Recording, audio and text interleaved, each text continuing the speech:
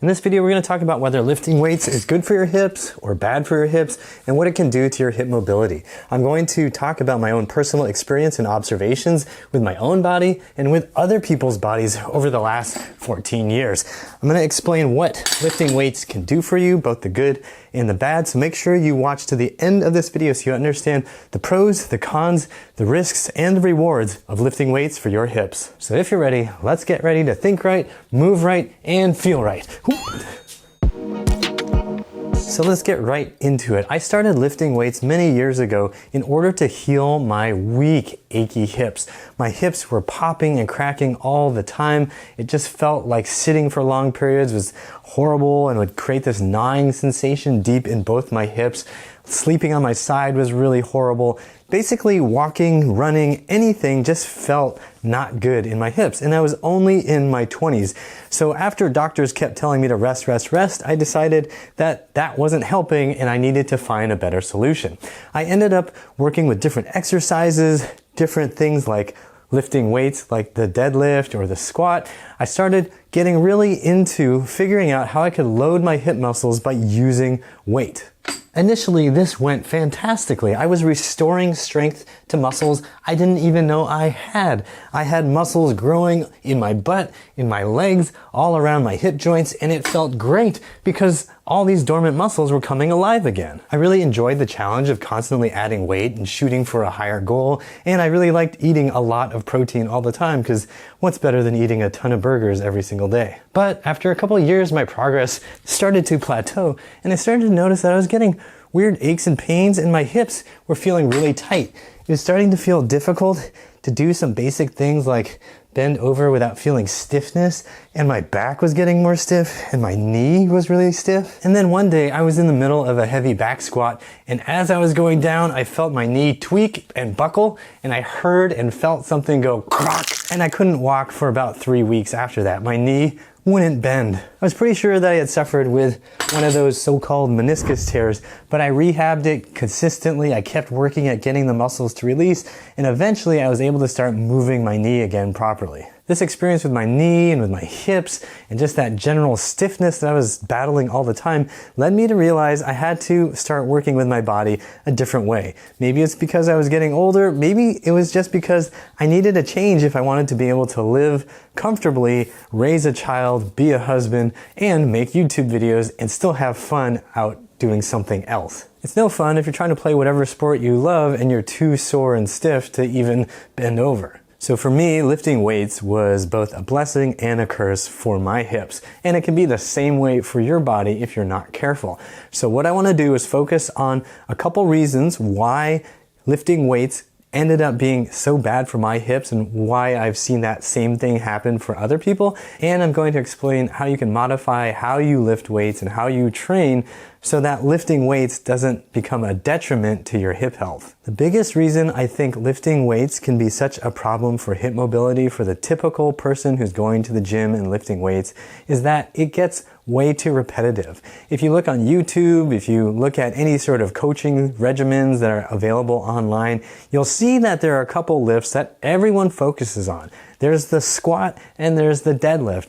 And everything you do in the gym is focused on the squat and the deadlift, as if all of us are training to be power lifters who are competing. I want to be clear that I think the squat and deadlift are good exercises. They're great for building strength in your legs, in your back, and in your butt.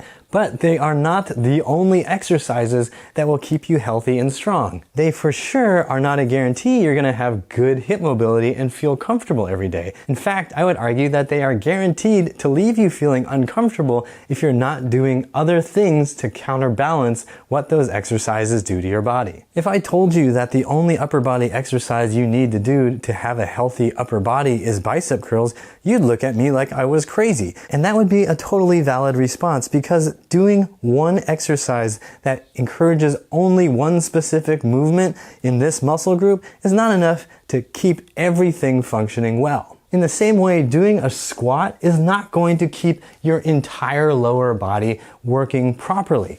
Yes, it's a compound exercise, meaning it targets multiple muscle groups across multiple joints, but it doesn't make all the muscles work through a full range of motion and learn how to contract at different lengths and positions. Just because I'm doing the squat and allowing my body to get nice and deep into it, which a lot of people can't do, doesn't mean that I'm actually training all the muscles through their full range of motion. Let's just look at the thighs, for example. As I'm going down here, I am teaching the quads to be able to lengthen at the distal attachment point near the knee and then maximally contract as I come up through this sticking point here like that. That doesn't mean my quads are going to be strong in this position. It doesn't mean my quads are going to be strong from this position. It doesn't mean my hamstrings are going to be strong in many positions at all. If we think about the hip flexors, I'll be training my hip flexors to shorten, but not really challenging them with a lot of resistance. Yes, they're gonna be working a bit to help me pull forward into this position, but with the barbell and everything going on and trying to load into my quads and maybe I'm pushing my weight into my heels, it's not gonna be an efficient, effective use of all these muscles that'll carry over into my daily life. Which brings me to the second point. When people are doing these classic exercises in the gym like the squat or the deadlift, there's a lot of cueing that is really effective for helping you move the most amount of weight. It's cueing that coaches use to help you do the deadlift and feel like you can lift a lot of weight and get a lot of drive through. But that cueing is ineffective and sometimes counterproductive for your daily life. I personally got caught up in this trap because it seemed like all these coaches knew exactly what they were talking about, and what they were talking about was really effective. If I did things like putting more weight into my heels as I lifted up, I could really feel different muscle activation and I could feel stronger coming through a lift. And there are also coaches who would talk about driving through your heels, keeping your weight back in your heels, and then really driving up as you do your squat. All of these ideas were really great if my only goal were to lift the most amount of weight and not have to do anything else. In fact, driving my weight through my heels is really poor muscular programming. It's a poor movement pattern if I want to go do any sport at all. Just think about what sport you've ever played where it was really a great benefit to be trying to jump and run off of your heels. There are other cues like trying to push your knees out or twist your feet into the floor and screw them so there's torque. And all of those ideas can be useful for the right person in the right context, but if you use them dogmatically and constantly and all the time and get into that constant repetition, you start wiring these muscles to fire together in a way that's not useful. I don't always need to twist my feet or abduct my hips every time I bend at the hips. I should have the freedom and the ability to do those things without extra compensation from other muscles just to feel stable. So if you want to lift weights without hurting your hips and you want to maintain your hip mobility and improve your hip mobility, I have 3 tips for you. Hey, I want to say a big thanks to Ernesto, Paul, Heidi, and Aiko for your $5 donations to support this channel. Also, a big thanks to Bharath for the 100 rupees. I'm not sure how much that actually is, but thank you so much. If you want to support my channel too, use the thanks button down below or the PayPal link that you'll find in the description box. Let's get back to it. The first is to be willing to experiment with variables. That may mean when you squat, you do something a little bit different. Instead of always doing it the way you're told you're supposed to 100% do all the time, experiment with going a little bit outside of that normal.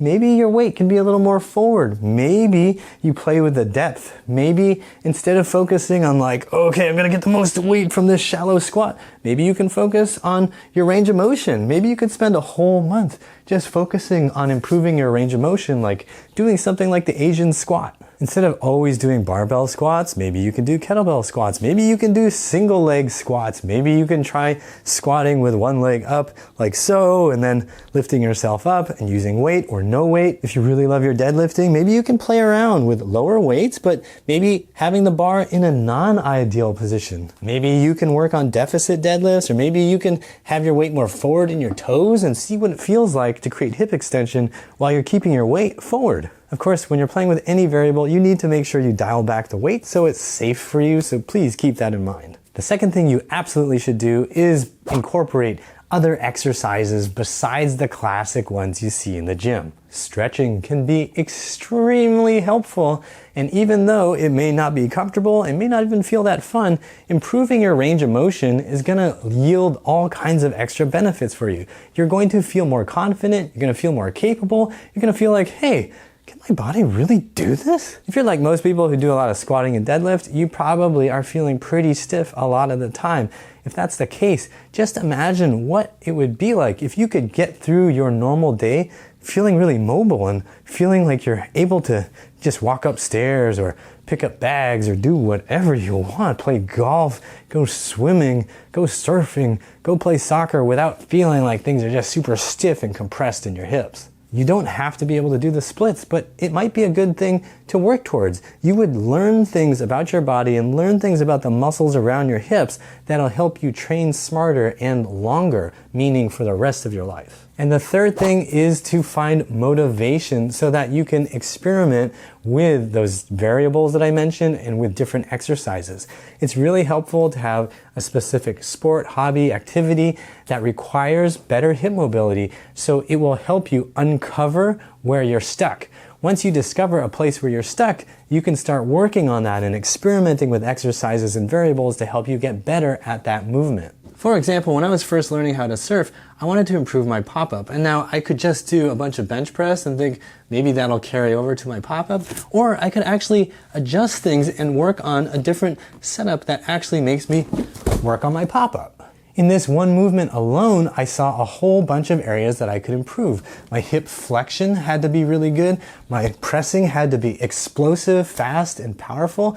I had to be able to twist my body quickly so that I could be facing the right direction. My legs and the muscles around my knee and my ankle all have to be able to handle this knees over toes position. Because I had a specific challenge in mind, I was able to come up with different exercises, ideas, and start pulling things together to improve my body in a holistic way. So I strongly encourage you to look outside of just lifting weights and start examining what your activities are that you really enjoy and figure out how you can adjust your training regimen to make sure you're still maintaining flexibility and strength through a full range of motion. If you have more ideas about how lifting weights can help or harm your hip mobility, be sure to drop your ideas in the comment section down below. If you're looking for exercise ideas to help you improve your hip mobility, be sure to check out these videos here. You can find more programs at my website at uprighthealth.com. Like this video, share, subscribe, hit the thanks button if you want to leave me a tip. As always, I hope you remember that pain sucks. Life shouldn't.